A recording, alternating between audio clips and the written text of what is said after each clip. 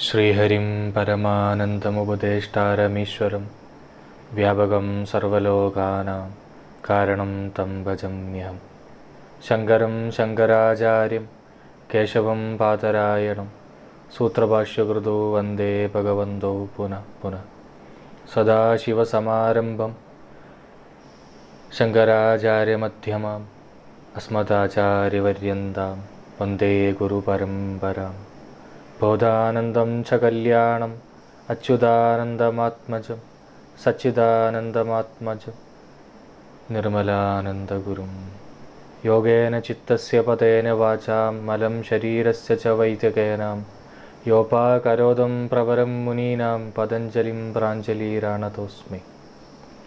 नमस्ते। भी हम पिछले बार अनुबंध चतुष्टयम के बारे में भी बात कर रहे थे। आज हम उसके पहले स्टार्टिंग फर्स्ट या सेकंड लेक्चर में बताया था योग शास्त्र का जो वक्ताव या जो योग शास्त्र का जो फाउंडर है वो हिरण्यगर्भन है, उसका पहले कोई नहीं है। फिर पातंजलि ने कैसे योग का फादर ऑफ योग सूत्र कैसे मानना जाते हैं, तो यहाँ पे सूत्रकार पतंजलि योग को अनुशासन किया है। अनुशासन का मतलब ये नहीं है कि प्रथम, ऐसा एक मीनिंग अनुशासन को नहीं है। पश्चात कथितम या पुनः कथितम, ये है अनुशासन। पुराणों में जहाँ जहाँ योग का सारांश है वो सारा को ग्राह्य रूप में पर्याप्त करके संकलन किया हुआ है पतंजलि जी ने। इसलिए ही यहाँ पे अतः योगानुशासन, अनुशासन शब्द इसलिए यहाँ पे दिया गया है। योग शास्त्र पढ़ने के लिए जो जाने वाले लोग क्या करना है ये बिल्कुल व्यक्तता से पतंजलि जी ने बताया गया है। और उसके एक मेजॉरिटी परसेंटेज या उसका ऐसा आप पढ़ते समय मेजॉरिटी टाइम आप पढ़ते हुए ही आपका चित्त में परिवर्तन आने शुरू हो जाते हैं। पतंजलि योग सूत्र का सबसे बड़ा फ़ायदा ये है, अगर आप सूत्र बिल्कुल सही से श्रद्धा से अगर आप पढ़ेंगे तो पढ़ते समय ही चित्त का अंदर चेंजेस आने शुरू हो जाएगा, अगर आप श्रद्धा से पढ़ेंगे तो। क्योंकि चित्त को इस तरह का एक प्रक्रिया है, ये जब आप जानेंगे, आप जानने लगेंगे तो उसको वो चित्त को प्रयोग करने के जहाँ जहाँ वो चित्त का प्रयोग आते हैं वहाँ सब चित्त खुद आपको करेक्ट करने शुरू करेंगे। कोई और दूसरा व्यक्ति जो भी बोल रहे वो उनका चित्तवृत्ति के कारण है, ये अगर एक व्यक्ति समझ पाया तो इनका चित्तवृत्ति और उनका चित्तवृत्ति कभी आमने सामने एक लड़ाई नहीं होगी। वो एक कंसेप्ट उनको होने का कारण उनका चित्तवृत्ति कहीं न कहीं बांधी हुई, उसको बोध को कहीं न कहीं वो चित्तवृत्ति बांधी हुई है। अवकाश का एक चित्तवृत्ति उसको ये बता रहे हैं उनको, वो व्यक्ति को, इसलिए यह एक चित्तवृत्ति उसको अवकाश बताने के कारण वो हमेशा बहस करते हैं और उसके लिए वो कैसे भी करके वो उनसे आमना सामना करेंगे या लड़ाई करेंगे।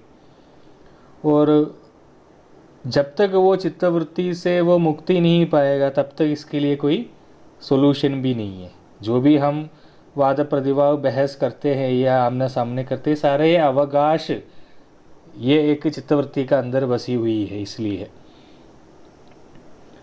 और उनका चित्तवृत्ति का अनुगुण उनको हेल्प करने के लिए कौन है ये हमेशा वो ढूंढते रहेगा।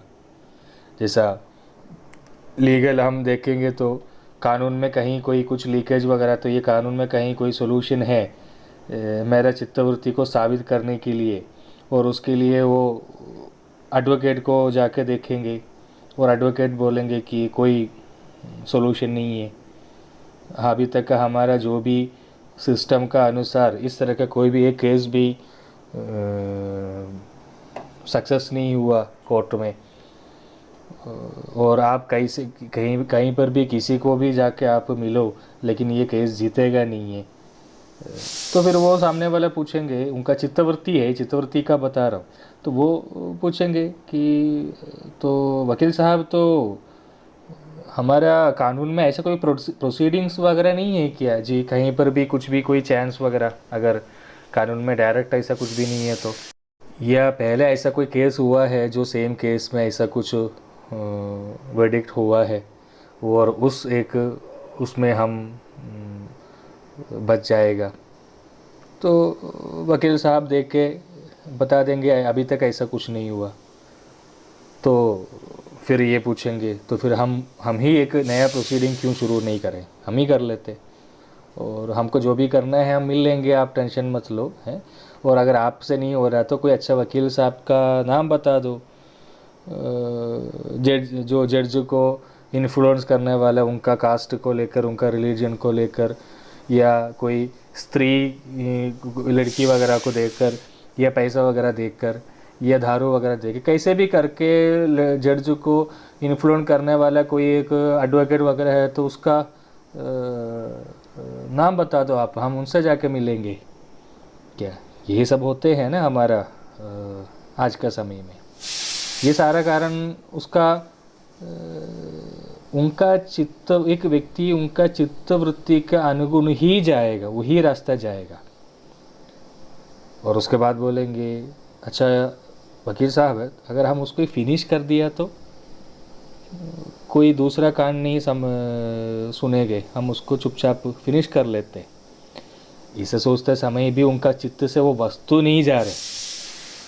आज का दुनिया यही सब है, यही सब का बाहर रहना, ये योगा शास्त्र पढ़ने का बाद हो पाएगा। यही है योगा शास्त्र का विशेष, क्योंकि ये चीज़ आपको समझ पाएगा तो तब से ही हमारा चित्त को हमको खुद देख पाएंगे और हमारा चित्त में क्या क्या है।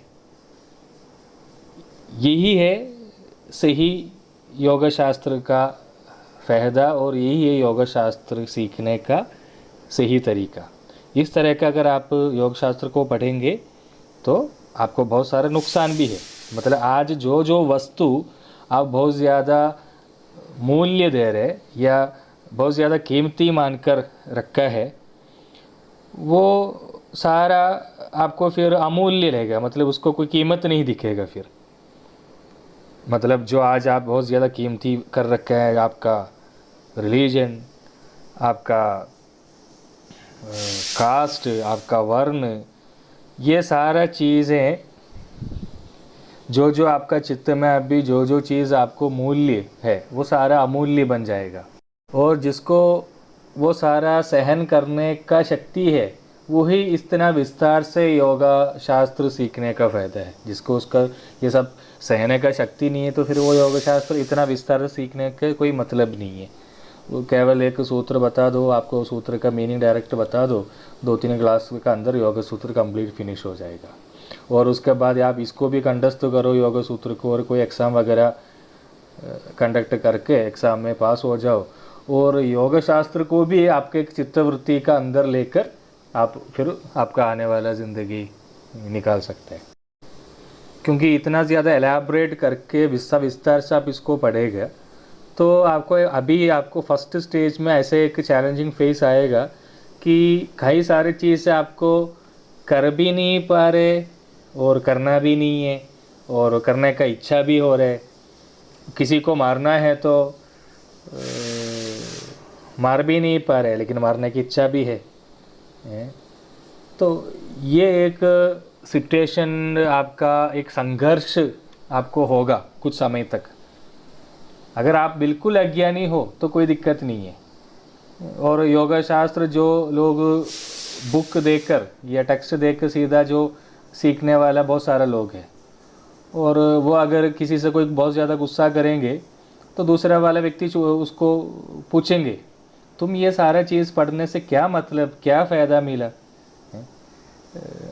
असल में क्या है कि वो पढ़ा नहीं है, एक्चुअली यही है उसका वस्तुता। पत्नी या वाइफ योग सूत्र नहीं पढ़ा, हस्बैंड ने योग सूत्र वगैरह सब हर जगह से देखा, यहाँ पे वो तो ऑडियो वगैरह सुना, और घर जाके रोज़ लड़ाई झगड़ा है। तो वाइफ पूछेगा, आप ये सब सुन के योग सूत्र वगैरह सीखने से क्या मतलब हो रहे?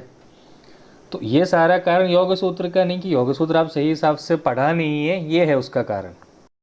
योग सूत्र आप बिल्कुल सही तरीके से श्रद्धा से अगर आप उसको सुनेंगे तो आप कुछ भी करने से पहले आपको मन एक बार पीछे आपको बुलाएगा, एक तरह लज्जा, एक शर्मिंदा आपको आएगा, ये एक संघर्ष आपका मन में आएगा। ये संघर्ष को आपको ओवरकम करना है। जैसा धरती से चांद के लिए हम रॉकेट भेजते समय धरती से उतरते ही धरती से बाहर आते ही एक जर्किंग आएगा, मतलब धरती से निकल भी गया और चांद में पहुंचा भी नहीं है, ऐसा एक सिचुएशन है। क्योंकि इसमें कई सारे चीज़ हमारे हैबिट के कारण या हमारे शील के कारण हमसे दूर होने के लिए थोड़ा ज़्यादा मेहनत करना पड़ता है, इतना आसान नहीं है। पतंजलि का जो प्रवचन रूप है या जो प्रेडिक्टिंग स्टाइल है या जो क्रिया है, यही है योगम। जिसे हमने पहले अधशब्द का बारे में बात कर रहे, अधशब्दम अधिकार अर्थ है, और अधशब्द में एक मंगलवाजी भी है। पहले का एक रीति रिवाज का अनुसार मंगल आचरण या शुभ सूचक होकर कोई भी शास्त्र अगर शुरुआत करते हैं, प्रारंभ होते हैं कि या मंगलाचरण या शुभ सूचक कुछ ना कुछ करके शुरू, जैसे आकार या अध शब्द, ये सारा मंगलवाची है। या तो कोई ईश्वर नाम, ईश्वर का नाम लेकर स्टार्ट करते हैं। पुराना लोग कुछ भी स्टार्ट करते समय ऐसे ही करते हैं, क्योंकि मन को शांत रखने के लिए। आज के समय में ये सब कुछ भी नहीं है, डायरेक्ट सब्जेक्ट पे चले जाते हैं लोग। ये सब करने के कारण उसका पूर्ण फल जो करते हैं, उसका पूर्ण फल मिलने के लिए और एक अच्छा परिसमाप्ति होने के लिए पुराना लोग ऐसा बिलीव करते थे कि इस तरह का मंगलवाची या शुभ सूचक या ईश्वर का नाम लेकर करना है। आज का समय में लोगों को सारा इसमें कोई विश्वास नहीं है, ऐसा बोलेगा और पीछे पीछे से सीक्रेटली ये सब करेगा। और कुछ लोग बिल्कुल पब्लिक होकर ये सब करेंगे, लेकिन मन का अंदर कुछ ना कुछ बुरा नियत होगा, या पैसा का नियत होगा, या नाम का नियत होगा, तो फिर वो मंगलबाजी होगा भी नहीं है। तो इस तरह का, जैसा अधिकार अर्थस्य च अधशब्दस्य अन्यार्थम नियमानो उदग कुंभ दर्शनमिव श्रवणम मंगलायाभि कल्पित इति मंतव्यम। उदग कुंभम मतलब मटका, जो पानी भरी हुई जो मटका देखना एक यात्रा का शुरुआत में अच्छा शगुन कैसे होते हैं, मतलब जो पानी भरी हुई ही मटका देखना अच्छा शगुन है कोई भी यात्रा स्टार्ट करते समय। और उसके लिए कुछ कुछ लोग अरेंज करके रखते हैं, किसी को बुलाकर बोलते हैं कि मैं निकलूँगा तो वो पानी में मटका वो करके रखना, लेकिन वो कोई शुभ सूझ नहीं है, उसमें कोई प्रयोजन भी नहीं, कोई फ़ायदा भी नहीं है। क्योंकि यात्रा का आरंभ में यादृच्छिक में, मतलब अनसर्टेनली अगर आप ऐसा एक सीन दिख गया तो वो शगुन मंगलवाची है। इस तरह अध शब्द, यहाँ पे अध शब्द मंगलवाजी होने के लिए नहीं किया, अधिकार अर्थ से किया हुआ तो भी यहाँ पे वो मंगलवाजी भी है। वाचस्पति मिश्रण उसको इस तरह का एक विवरण उसको बताते हैं। और अभी योग शब्द, अभी हम मेनली कल पूछा भी यही था, योगा मतलब क्या है। योग शब्द के लिए बता रहे हैं कि योग शब्द के लिए योग शब्दम शब्द संदेह निमित्तमर्थम संदेहम अपमयति योगः समाधिरिति युज् समाधौ इत्यस्माद् विल्पत्य समाध्यर्थो न तु युजुर्योगे इत्यस्माद् संयोगार्थम इत्यर्थः। संस्कृत भाषा का एक बड़ा फ़ायदा ये है कि उसका व्याकरण प्रतिबद्धता है, वो मोस्टली और किसी भी भाषा में आपको देखने को नहीं मिलेगा। जो सब कुछ पता है, इस तरह के ज्ञानी लोग, महाज्ञानी लोग हैं, जैसा संस्कृत भाषा पंडित का महाज्ञानी लोग, और जो कुछ भी नहीं आता है, कुछ भी पता ही नहीं है, ऐसे एक बिल्कुल एक आम आदमी, ये दोनों को कोई प्रॉब्लम नहीं आता है। प्रॉब्लम हमेशा इसके बीच वाले लोगों को आता है। और आज का समय, पहले जो बताए हुए दोनों लोग तो आज को देखने के लिए बहुत दुर्लभ ही मिलेगा, क्योंकि सब बीच वाला ही आज। योग शब्द का असली मीनिंग क्या है? व्यास भाषिका अनुसार अर्थ विषय का जो भी संदेह को पूरी तरह से दूरी करके धातु से निष्पन्न हुआ योग शब्द को समाध्यार्थक बताया गया है यहाँ पे, क्योंकि योग शब्द को दो धातु है। वो योग शब्द को एक होता है युज समाधो, ये एक धातु, दूसरा धातु है युजुर योगे। युजुर योगे मतलब यहाँ पे संयोग या मिलाना, ये भी एक मीनिंग है। और युज समाधो मतलब समाधि, ये दो अलग तरह का धातु है। और यहाँ पे वाचस्पति मिश्र बिल्कुल क्लियरली बता रहे हैं, यहाँ पे युज समाधो या समाधि का अर्थ मीनिंग का मुताबिक पातंजलि योग सूत्र में योग का शब्द को वर्णन किया है, बल्कि ना ही युजुर योगे जो संयोग अर्थ यहाँ पे एप्लीकेबल नहीं है। व्याकरण शास्त्र का मुताबिक यहाँ पे, व्यास भाष्य का मुताबिक यहाँ पे बता रहे, मतलब व्यास भाष्य का मुताबिक यहाँ पे केवल समाधि है मीनिंग योग शब्द को। इसलिए पातंजलि योग सूत्र का पहले पाद वो समाधि पाद है, और वो समाधि पाद से जो व्याख्यान शुरू करते समय वहाँ पे बताते हैं समाधि मतलब यम से लेकर समाधि तक समाधि है। ऐसा नहीं कि केवल समाधि में ही समाधि, यम से लेकर समाधि तक समाधि है। और यही कारण लोग योग शास्त्र पढ़ने का ताल्पर्य लोगों को इसलिए, क्योंकि योग शास्त्र पढ़ने शुरू करेंगे या यम का अनुष्ठान करते शुरू होते हुए भी वो जो विद्यार्थी को समाधि का एक छोटे सा अनुभव प्रत्यक्ष होने शुरू हो जाएगा। वो समाधि का अनुभव या वो जो आनंद का अनुभव उनको अल्प मात्रा में भी अगर मिलने शुरू होते हैं तो आगे उसको पढ़ने का ताल्पर्य बढ़ते बढ़ते जाएगा। समाधि मतलब बुद्धि सम होना, ये है समाधि का मतलब। क्यों ये चित्त इस तरह का बिहेव कर रहे, ये एक बार अगर किसी को समझ पाया तो वो अनजाने में ही उनका चित्त उसका बिहेवियर चेंज करेगा। और ये अगर विद्यार्थी को समझ पाएगा तो उसको वो ताल्पर्य और बढ़ते जाएगा। मतलब मेरा चित्त कल तक किस रास्ते पे जा रहे थे और किस नज़र से वस्तु को देख रहे थे, आज मेरा चित्त एक वस्तु को ग्रहण करने का तरीका थोड़ा और स्वतंत्र होके कर रहे। ये जब समझ आएगा तो मैं न जानते हुए ही मेरा चित्त जो पहले कल तक जो रास्ते पे मैंने गलत रास्ते पे गया था वो सारा सब बंद करने शुरू हो जाएगा। और वो शुरू होते समय मेरे साथ जितना भी सारा जो गलत रिलेशनशिप था वो सारा मेरे से दूर होने के लिए भी स्टार्ट हो जाएगा।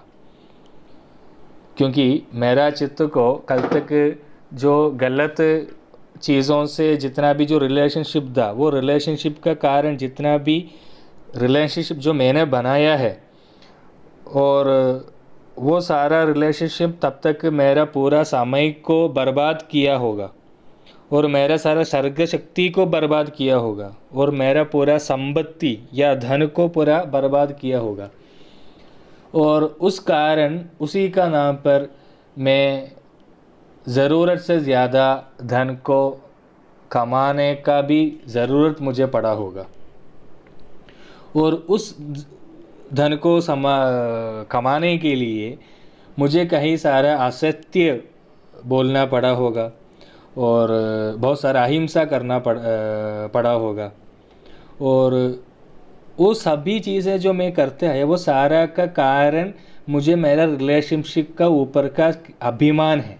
सिर्फ अब ये अभिमान के कारण ही मैंने ये सब कुछ किया, क्योंकि दुनिया में कोई भी एक इंसान हिंसा अगर करते समय, असत्य बोलते समय, चोरी करते समय, अगर आप उसको एक सवाल पूछेंगे तो कुछ भी उनके लिए नहीं करते हैं। आज तक जो भी चोर जो चोरी किया है वो उनके लिए नहीं है। वो ये करते करते करते एक वक्त आएगा वो जो ये सब नहीं कर पाएगा। ऐसे एक सिचुएशन में जब उनका चित्त एकाग्र होके जब चिंतन करेंगे तो उसको रियलाइज होगा जितना भी मैंने अभी तक जो किया ये सारा फालतू निकल गया, इसका कोई प्रयोजन नहीं हुआ। क्योंकि पत्नी के लिए, पति के लिए, बच्चों के लिए, घर के लिए, मोहल्ले के लोगों के लिए, दोस्तों के लिए,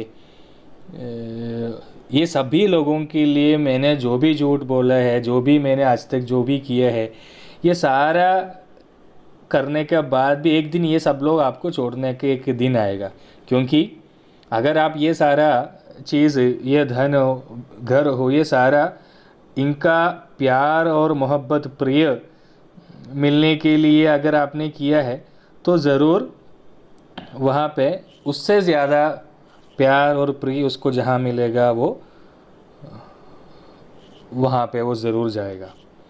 मतलब those who are get outside wishes to get inside, those who are get inside wishes to get outside। ये एक साइकिल है, ये साइकिल चलते रहेगा, चलते रहेगा।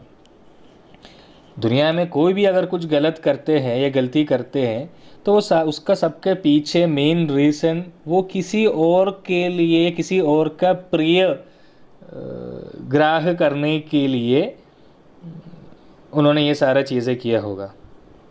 और यादृच्छिकता या अनसर्टेनिटी को स्वीकार करने का शक्ति बिल्कुल नहीं होते। जैसा एक बच्चा गिर गया या आपका हाथ या किसी का हाथ से कुछ चीज़ें गिर के वो टूट गया, तो तुरंत आपका मुंह से अगर ऐसा शब्द निकलेंगे कि कोई बात नहीं है, ये तो आपको भी नहीं पता था ना।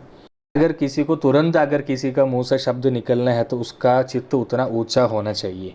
और ऐसा लोग आज का समय में बहुत विरल है या दुर्लभ है।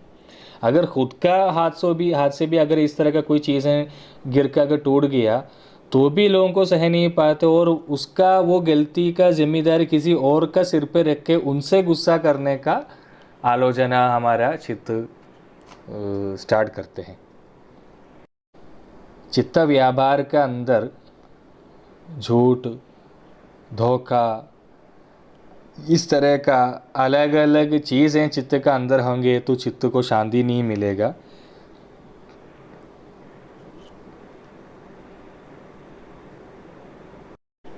और चित्त ये सारा बंधन के अंदर उलझे हुए है। जिस दिन या जब वो चित्त ये सबका बाहर आएगा उस समय आपको वो चीज़ रियलाइज़ होगा कि मैंने अभी तक जो भी कुछ किया है वो सारा कोई करने का ज़रूरत वाला कोई काम मैंने किया नहीं है। सिर्फ वो नहीं है, इसमें भी प्रिय और अप्रिय दोनों का मिलावट है। जो कुछ करेगा आप, आपका पत्नी के लिए, पत्नी का प्रिय मिलने के लिए जो करेगा वो आपका माँ का अप्रिय होगा। आप आपका माँ के लिए जो प्रिय करेगा वो आपका भारी का अप्रिय होगा, भारी नाराज़ हो जाएगा।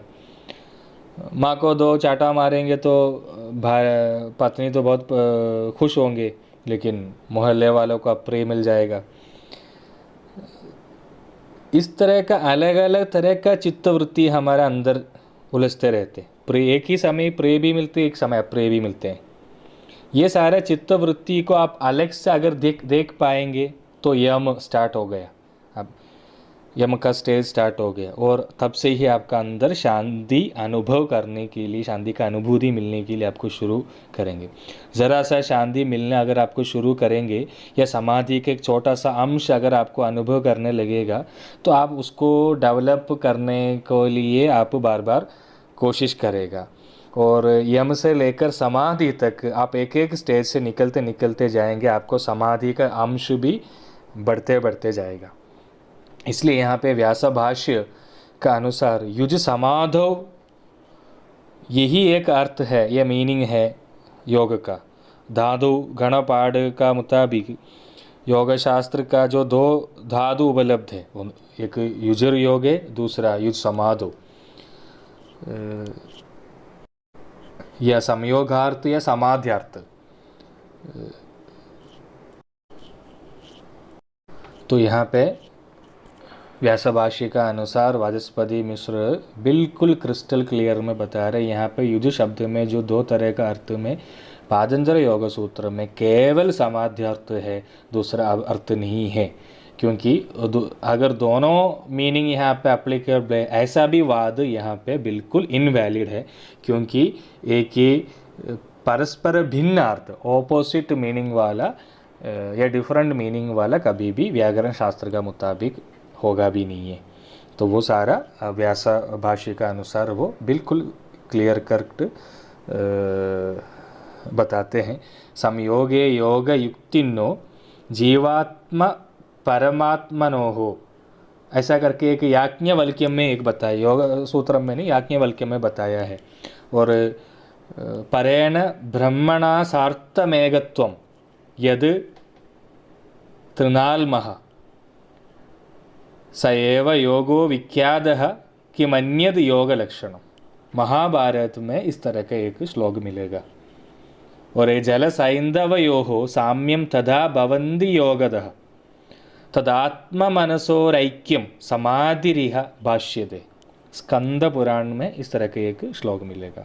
मतलब सैंधव जिस तरह से पानी में मिक्स होते या संयोग हो रहे, इस तरह का एक मीनिंग पातंजल योग में योग का मीनिंग कई लोग देते हुए देखा है। मतलब आत्मा और मन ये दोनों का ऐक्य या यूनिटी है। जिस तरह का नमक और पानी में नमक डालते समय कैसे वो मिलते हैं, इस तरह का मिलाना है। परमात्मा और जीवात्मा का मिलाना है, इसका संयोग है यहाँ पे योग का मीनिंग। मतलब युजिर योगे धातु से योग शब्द आया है पातंजल योग में। इस तरह का भी एक मीनिंग या इस तरह का मीनिंग है यहाँ पे बताया है। इस तरह का भी काफ़ी लोग बताते हैं। और ऐसा कोई अर्थ मीनिंग बिल्कुल भी नहीं है, उस चीज़ को क्लियर कर रहे हैं यहाँ पे वाचस्पति मिश्र तत्वैश्वादिरो व्यास भाष्य के अनुसार। क्योंकि किसी चीज़ का संयोग नहीं है योगा। क्रिया योग का मुताबिक वहाँ पे आपको समाधि एक अनुभव, वो अनुभव में आपको लाने के लिए योग है। इसलिए किसी भी प्रकार का वादक यदि यहाँ का ये मीनिंग को नहीं लेना चाहिए। और हम ये सब बिना पढ़े कोई भी लोग कोई भी अच्छा स्पीच भाषण दे देंगे स्टेज में करके, योग क्या है, युजुर योग है, या ऑडियंस को ही पूछेंगे क्या है योग, तो ऑडियंस को भी मज़ा आएगा और वो बोलेंगे योग मतलब संयोग। मतलब किसका संयोग? जीवात्मा और परमात्मा का संयोग। और फिर उसको लेकर एक टॉपिक को लेकर एक दिन पूरा उन्होंने उनका भाषण करेंगे। और जो लोग सुनते हैं वो भी सोचेगा ये बिल्कुल सही है, और वो जिसको वो मिलेगा वो भी उनको भी वो बताएंगे युजुर योग है मतलब संयोग। लेकिन व्यास भाष्य के मुताबिक, प्रामाणिक ग्रंथों का मुताबिक, वाचस्पति मिश्र का मुताबिक वो बिल्कुल उस चीज़ को मना किया है। योगा को केवल युज समाधो, यही एक अर्थ है। युज समाधो धातु से ही योग शब्द यहाँ पे बताया गया है। संयोग अर्थ यहाँ पे बिल्कुल भी नहीं है। जीवात्मा और परमात्मा का ऐक्य यूनिटी जो यह संयोग, वो योग का लक्ष्य नहीं है। योग का लक्ष्य इंसान को या पुरुष को पूर्णता से उनका स्वस्वरूप भाव बोध में प्रत्यावर्ती करना, उस वही है योग का लक्ष्य। मतलब योगा आप पढ़ते समय एक सूत्र से दूसरा सूत्र से तीसरा, एक ऑर्डर पे आपको वहाँ तक ले जा रहे हैं, बिल्कुल उसको बाई ऑर्डर। और उसका ऑपोजिट जो कुछ वाद आते हैं वो सारा योग शास्त्र का क्रिया से उसको कम्प्लीटली नेग्लेक्ट कर रहे। मतलब स्वस्वरूप भाव बोध में प्रत्यावर्त करना, उसका मतलब आपने पहले जो आपको एक्चुअल जो स्वरूप क्या था उसी स्वरूप में आपको वापस ले जाना, उसी का बत्तदी है योग शास्त्र। और इसी अवस्था को ईश्वर अवस्था भी बोलते हैं। मतलब योग सूत्र में, ये पातंजलि योग सूत्र में ईश्वर का डेफिनेशन भी या निर्वचन भी ऐसे ही दिया है। क्लेश कर्म विभाग आशय अपरामृष्टा पुरुष विशेषः ईश्वरः। और यही है प्रणवम, वो भी बताते हैं। प्रणवः तस्य वाजगः प्रणवः। और वो वहाँ पे जाने के लिए रास्ता भी योग सूत्र बताते हैं। जब तदर्थ भावनः, मतलब क्रिया उसको कैसे किया, जब कैसे करना, जब करना है। और वो जब को मीनिंग आपको मन में लाकर, उसको भाव लेकर आपको उसको करना है, तो आपको वो अनुभव प्राप्त होगा। क्योंकि योग शास्त्र या पातंजलि शास्त्र के अनुभव प्रधान शास्त्र हैं। मतलब आप उसको पढ़ते पढ़ते समय भी और पढ़ने के बाद भी आपको वो अनुभव कर पाएंगे। और उसको बिल्कुल सही हिसाब से आप उसको श्रद्धा से अगर आप उसको पढ़ेंगे तो, और सूत्र को मैक्सिमम आप उसको कंठस्थ करने का कोशिश करेंगे, और वो सूत्र का हर एक सूत्र का मीनिंग आप बिल्कुल श्रद्धा से आप उसको पढ़कर उसी चीज़ को आप ध्यान करते रहेंगे, तो आपको वहाँ तक वो ले जाएंगे। तो योगा को, योग शब्द को केवल समाधि ही एक अर्थ है, दूसरा कोई भी अर्थ नहीं है। और भी वाचस्पति मिश्र आगे भी फिर कई सारे श्लोक में बता रहे, जैसा कि घृतम आयुवर्धक है, आयुष को बढ़ाते हैं, इसलिए घृत को आयुर्वै घृतम भी बुलाया जाता है। इस तरह का समाधि को योगम भी बुलाया, समाधि को ही योगम बुलाते हैं। मतलब एक ही समाधि और योगम एक ही है, ऐसा भी उसके लिए एक और ये कर उदाहरण सहित वाचस्पति मिश्र हमको बता रहे। धन्यवाद।